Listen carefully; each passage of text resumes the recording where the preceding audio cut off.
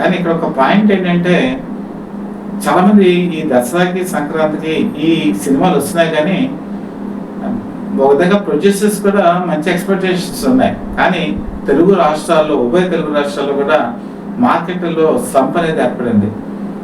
Recession మొదలైందా, ఆర్థిక తిరోగమనం మొదలవుతుందా, ఆర్థిక మాంద్యమైన వస్తుందా అన్న అనుమానాలు కూడా తెలుస్తున్నాయి. దానికి కారణం ఏంటంటే ఒక రియల్ ఎస్టేట్ వ్యాపారం కుదిరైపోయింది. ఆటోమొబైల్ బిజినెస్ కనుక చూసుకుంటే వెహికల్స్ ఎక్కడ కూడా మూవ్ అవడం కష్టమైపోతుంది. దీన్ని బట్టి మార్కెట్లో మనీ ఫ్లో జరగట్లేదని అంటే వార్తలు కూడా ఈరోజు మనకి వినిపిస్తున్నాయి. డబ్బులు లేవు చాలా మంది చేతుల్లో. కాబట్టి టికెట్ రేట్స్ ఏం చేస్తున్నారంటే 600, 800, 1000 రూపాయలు ఇలా పెంచేస్తూ ఉంటే సామాన్య మానవుడికి సినిమా అనేది ఒక అందనంత స్థాయికి వెళ్ళిపోయింది. దానికి తోడు ఏంటంటే ఈ సినిమా హాల్లో తినుబండారాలు, ఒక పాప్కార్న్ తీసుకున్నా, ఒక డ్రింక్ తీసుకున్నా చాలా అసలు ఎక్కడ మిజరబుల్ రేట్స్ వెళ్ళిపోయాయి. మధ్యతరగతి ప్రజలు ఊహించినంత స్థాయికి రేట్స్ ఉన్నాయి. ఒక పాప్కార్న్ 300 రూపాయలు, ఒక కూల్ డ్రింక్ వచ్చేప్పటికి 500 రూపాయలు, ఒక సమోసా వచ్చేప్పటికి 200 రూపాయలు. ఏంటండి ఈ రేట్స్ అని ప్రజలు అనుకునేటువంటి స్థితికి వచ్చారు.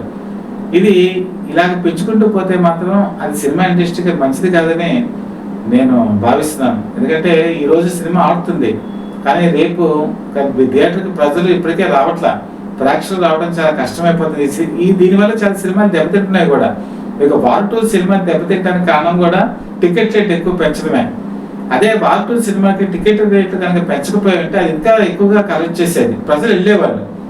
అంటే బంగారు బాతుగుడ్డు కథ మీరు విన్నారు కదా, బాతుగుడ్డు బంగారం గుడ్డు పెడుతుందని రోజు ఉంటే అది తీసుకుంటే మంచిది, కానీ ఒకేసారి దాన్ని కోసేస్తే ఏ గుడ్డు ఉండదు, చివరికి గాడి గుడ్డులాగే మిగులుతుంది. అదే పరిస్థితి ఈరోజు సినీ పరిశ్రమ కూడా జరుగుతుంది. ముఖ్యంగా హీరోలు రెమ్యునరేషన్ పెంచేస్తున్నారు. 100 కోట్లు, 200 కోట్లు. ఆ బడ్జెట్ చూసుకుంటేనేమో చాలా ఎక్కువ ప్రొజెక్ట్ చేస్తున్నారు. సినిమాని యాసిడ్గా మాల్ రేట్లో రిలీజ్ చేయనివ్వండి. అది కనుక సక్సెస్ అయితే, ఆ కథాగమనం బాగుంటే దానికి ప్రాఫిట్స్ వస్తాయి. అప్పుడు మీరు ప్రొడ్యూసర్ హీరోకి ఇచ్చుకుంటే బెస్ట్. కానీ ఇలా 100 కోట్లు అని చెప్పేసి రేట్ల బాధ పారేస్తే అది సంక్రాంతి సినిమాలకి, దసరా సినిమాలు కూడా ఎఫెక్ట్ అయ్యేటువంటి అవకాశం ఉంది. ఏది ఏమైనా సరే ఇప్పుడు దసరా రాబోతుంది తొందరలో.